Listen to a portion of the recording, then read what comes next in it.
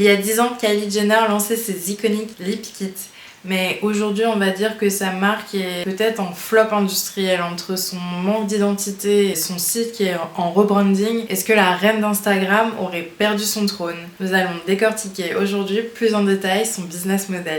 Alors, petit aparté, je suis pas du tout là pour critiquer les Kardashian, les Jenner, enfin ceux qui regardent ou regardent pas. Alors moi, je suis vraiment là pour essayer de comprendre comment une fille comme Kylie Jenner, qui a l'argent, le capital, l'influence, enfin bref, tout ce que vous voulez, n'a pas réussi 7 fois à percer sa marque de vêtements autant que les lip kits.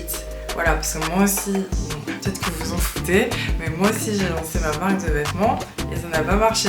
Donc je me dis, voilà, on peut pas avoir tout bon à tous les coups. Après, c'est ça aussi la vie, c'est ça le biz. Le lancement de Kylie a provoqué une véritable douche froide chez ses fans.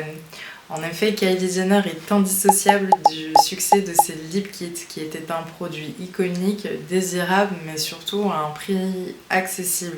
Sa promesse initiale, c'était s'offrir un morceau de son univers, mais à un prix plutôt abordable.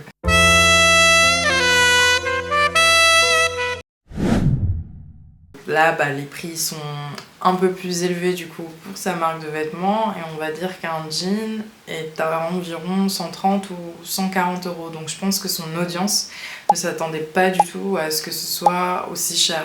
Après, généralement, quand on veut de la qualité, surtout du Made in USA, là les prix ce sera pas du Made in China par exemple, ce que je comprends aussi. Alors juste petite pause, en fait, on s'attend à avoir vraiment une très bonne qualité quand on paye par exemple un jean à 130 €, sauf que en fait après plusieurs recherches, parce que je n'ai jamais acheté de caille, plusieurs clients se sont plaints du manque de qualité. Voilà, moi je me pose la question de pourquoi j'irais me payer un jean à 130 ou 140 € alors que sur ASOS je peux avoir Zara plus ou moins le même à 100 € de moins. Le manque d'identité a souvent été relevé pour la marque Kylie. Les lip kits, c'était elle. Mais là, on ne sait pas trop pour Kylie. C'est du noir, c'est du simili-cuir, c'est flou. À chaque drop, en fait, le design, il change. Donc à vrai dire, on ne sait pas trop sur quel pied danser. On va dire que le point faible, c'est qu'elle suit les tendances au lieu de les inventer. Kylie a fini par être une marque esthétique, mais sans vraiment d'âme. C'est terrible à dire ce que je dis, mais... Bon, ce que j'ai remarqué, c'est pourquoi on irait acheter ton produit et pas un autre. C'est des basiques, je préfère aller m'acheter mon basique à H&M par exemple, que j'ai retenu quand j'ai fait mon école de commerce. Pourquoi ton produit et pas un autre? Voilà, et là c'est vrai que je connais pas sa patte, ce qui était très très fort par exemple pour les lip kits.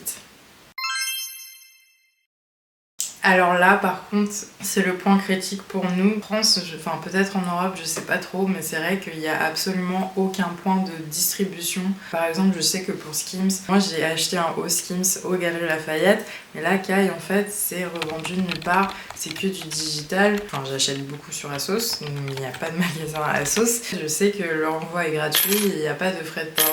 Mais sachant que Kylie, c'est une marque des US, le frais de port, il est gratuit à partir d'un certain montant. C'est très très rare que je renvoie mes produits. Généralement, le sizing, il est bon. J'ai la flemme de me faire commander genre un truc des US et de le renvoyer. Le mieux pour moi, ce serait vraiment s'il y a un point physique, on peut essayer les vêtements et le sizing. Franchement, ce serait trop bien. Je pense que ce point serait également à revoir.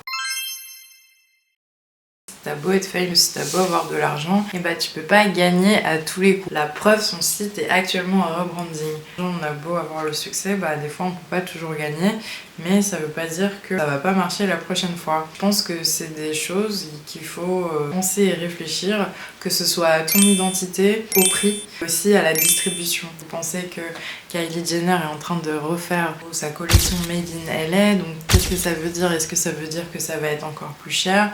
Ça va être quelque chose avec une identité un peu plus à la Kylie. Je sais pas, je suis curieuse de savoir, mais en tout cas, j'espère que cette vidéo vous a plu. N'hésite pas à liker, t'abonner, partager, commenter. Je te dis à très bientôt pour une prochaine vidéo.